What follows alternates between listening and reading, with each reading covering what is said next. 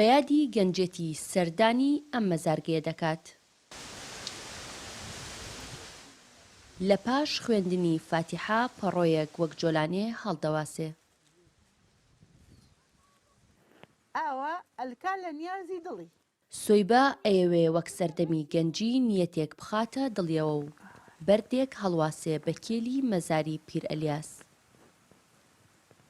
خەڵک سەردانیە کرد بۆ کۆمەڵێ مراد کە لە دڵیا بوو لەوانە بۆ مناڵبوون بۆ هەر مرادێکی تر ئاهاتن سەردانی ئەم شەخصیانە کرد بە تایبەتی لە چوارشەمانە و خێرێکیان دواتر کە مرازەکەیان حاصلە بوو بۆم شەخصا کرد خێرەکە لە چوارشەمەی ئەم چوارشەمە بۆ چوارشەمەی داهاتوو ئاهاتن مەنجەڵە یاپراخێکیان هێنا تەوزیعی هەنە کرد بەسەر خەڵکەکەیە.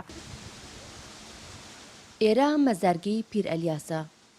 خەڵکی ناوچەی پێنجوێن و دەوروبەری بەنیازی بەدیهێنانی ئەو نیازەی لە دڵیان بووە هەموو چوارشەمەیە بە ئێستاشەوە سەردانی دەکەن. سۆیبە بەیادی ئەو ساڵانەی کە گەنج بووە دووبارە هاتۆتەوە سەرمەزارەکە و چیرۆکی ئەو ڕۆژانە دەگێڕێتەوە کە خەڵکی هاتوونەتە ئەم جێگەیە. ئەو کاتە کە خەڵکە هات دەخیلەیەکیش لێرە هەبوو. ئەو دەخیلەیە خەڵک جاروایە بوو پارەی تێکرد ئێرەیان پێچا کرد ئێرەیان پێتەرتی بکرد و عەقیدە وا بوو کە ئەگەڕانەوە لەسەر شەخسەکە بۆ هەر مەبەستی هاتبوو ئاوا پشتا و پشتە گەڕانەوە تاوەکو ئێرە دواتر ڕوویانە کردەوە و ئەڕۆشتن.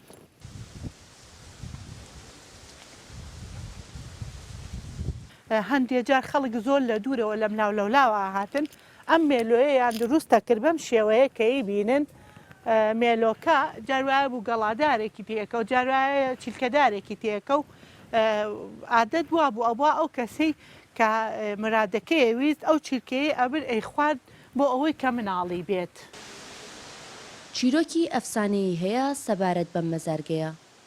وەک باسی لێوە دەکەن پێشتر ئەم پیر ئەلیاسا لە شوێنێکی بەرامبەر ئێرەوە فڕیوەتە ئەم شوێنە و بۆ هۆیەوە ناویان لێناوە ئەلیاسە فڕا.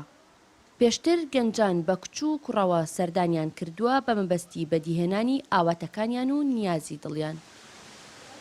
لە سەردەمی ئەو کاتێک کە جوولەکەکان پیاو باشەکانی خۆیان و پێغەمبەرەکانیان ئەکوشت دیارە هەڵهاتووە هاتۆتە ئێرە و لێرە ماوەتەوە لە دوای هاتنی ئیسلامیش ئەمە وەکو پارێزرا و وەکو مەرقەد ماوەتەوە دار و درەختەکانی کە لەسەرین ئەگەر وەکو مێژوولێک بدرێتەوە زۆر کۆنن بەڵام هەر پێچێت پیاوچاکێکی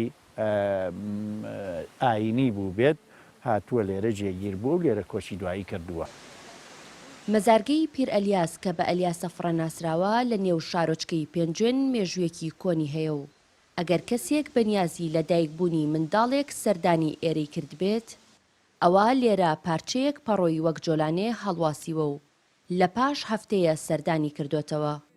ئەگەر هەر شتێک کەوتبێتە نێو ئەو پارچە پەڕۆیی کە هەڵیواسیوە خواردوێتی بەنیەتی ئەوەی خوای گەورە منداڵی پێبەخشێ و هەر کەسێکی کەش سەردانی کرد بێت ئەوە پارچەیەک پەڕۆی دیکەی لێرە لەگەڵ وتنی نیازەکەی گرێداوە. ئەڤیناتا کوردستان 24 پێنجێن. ئەیانوم ئەوە تەبەڕوو کە ئازار لە بەیانی ئینسانە.